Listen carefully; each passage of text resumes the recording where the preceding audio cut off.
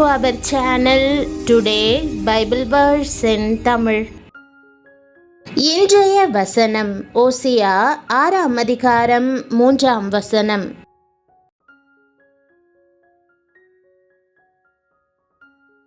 கிறிஸ்துவுக்குள் பிரியமானவர்களே, நீங்கள் எவ்வளவு முயற்சி செய்தாலும் உங்கள் வாழ்க்கை ஏன் வறண்ட நிலமாகவே இருக்கிறது என்று யோசித்ததுண்டா?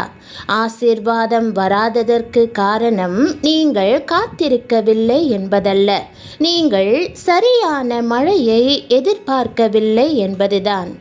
தேவனை அறிதல் என்பது ஒரு அறிவு அல்ல, ஒரு அனுபவம். தாகமில்லாத நிலத்தில் மழை பெய்தாலும் பயனில்லை. ஆனால் தாகமாய் காத்திருப்பவர்கள் மேல் மழை வந்தால் வாழ்க்கை மாறும். பிரியமானவர்களே, நீங்கள் இன்று இந்த வீடியோவை பார்க்கிறீர்கள் என்றால் உங்கள் உள்ளத்தில் ஏற்கனவே அந்த தாகம் இருக்கிறது. வறண்ட இதயத்தில் ஆசீர்வாதம் தங்காது. அப்பொழுது நாம் அறிவடைந்து கர்த்தரை அறியும்படி தொடர்ந்து போவோம். அவருடைய புறப்படுதல் அருணோதயம் போல ஆயத்தமாய் இருக்கிறது. அவர் மழையைப் போலவும் பூமியின் மேல் பெய்யும் முன்மாறி பின்மாறியைப் போலவும் நம்மிடத்தில் வருவார் என்ற வாக்குதத்த வசனத்தை இன்று நாம் தியானிப்போம். நம் கர்த்தர் நம்மிடத்தில் வருவார். எப்படி வருவார்? குளிர்ச்சியான மழை போல, புத்துணர்வை தரும் பின்மாறியைப் போல நம்மிடத்தில் வருவார். எத்தனை அருமையான வாக்குதத்தம்! நமக்கு எத்தனை மகிமையான எதிர்பார்ப்பு! அவர் வரும்போது வாழ்க்கை அப்படியே இருக்காது. அவர் உன்னதங்களில் இருக்கிறார், நாம் பூமியில் இருக்கிறோம். உன்னதத்திலிருந்து இறங்கி வருகிற மழையைப் போல அவர் பூமிக்கு இறங்கி வருவார். வானாதி வானங்களிலிருந்து பூமியில் வாழும் அவருடைய பிள்ளைகளாகிய நம்மை நோக்கி இறங்கி வருகிறார். எத்தனை மகிழ்ச்சி! மழை இறங்கி வரும்போது வறண்டு கிடக்கிற குளங்கள் எல்லாம் நிரம்பி ஆறுகளாய் பாய்ந்து ஓட ஆரம்பிக்கின்றன. அவர் எல்லாவற்றையும் எல்லாவற்றாலும் நிரப்புகிறவரானபடியால் ஏரிகள் எல்லாம் நிரம்பி அணைக்கட்டுகளின் வழியாய் தண்ணீர் புறப்பட்டு வந்து தேசத்தை செழிப்பாக்கும். வறண்ட வாழ்க்கை நிரம்பிய வாழ்க்கையாக மாறும். இதுதான் தேவன் செய்கிற செயல். எங்கேயோ இருக்கும் வானத்திலிருந்து பூமிக்கு வந்து சேரும் மழை பூமியிலுள்ள மண்ணோடு ஒன்றாக கலந்து தண்ணீராக ஓடுகிறது. அப்படித்தான் உன்னதங்களிலே வாழ்கிற இயேசு நமக்காக பூமியிலே இறங்கி வந்தார். கல்வாரி சிலுவையிலே நமக்காக நொறுக்கப்பட்டு பிழியப்பட்டார்.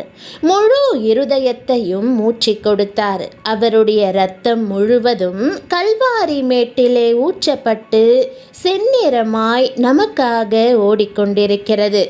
அது நம்முடைய பாவங்கள், சாபங்கள், நோய்களை எல்லாம் நீக்கி நம்மை சுத்திகரிக்கிறது.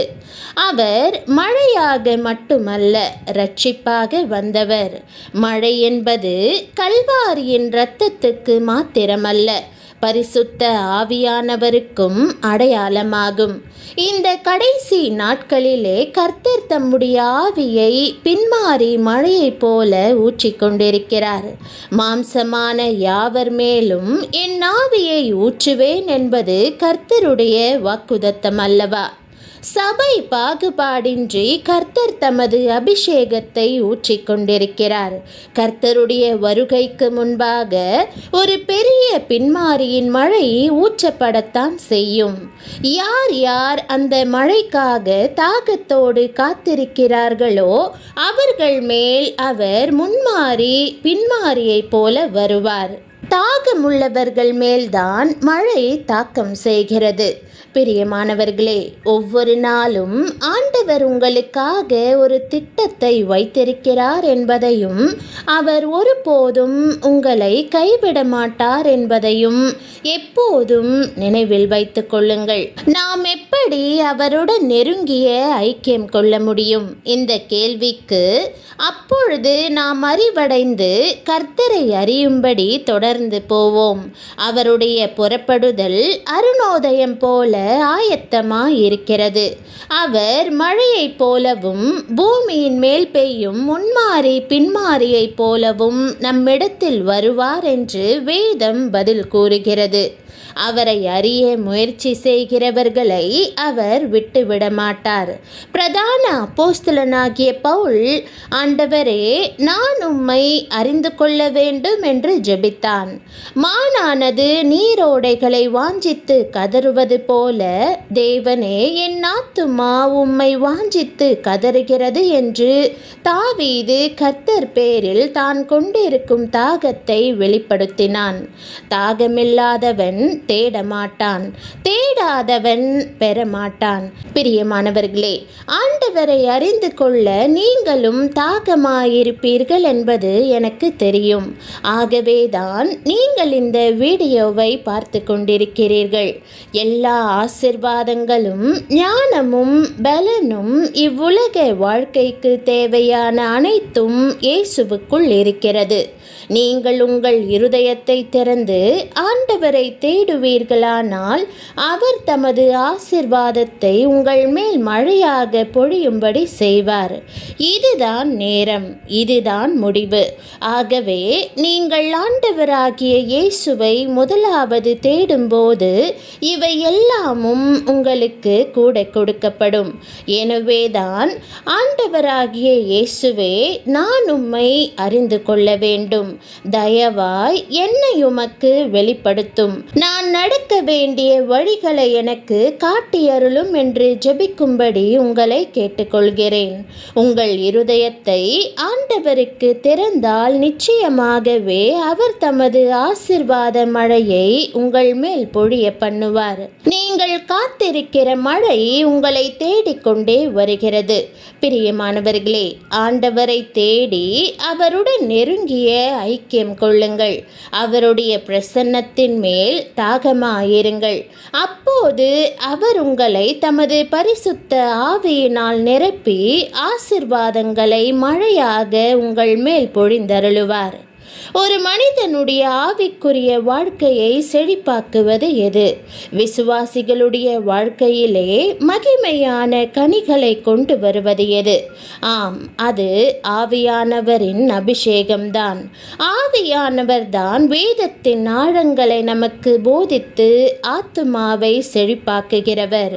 இதற்கான திறவுகோல் ஒன்றே. பிரியமானவர்களே, கர்த்தருடைய அபிஷேகத்திற்காக தாகம் கொள்ளுவோமாக.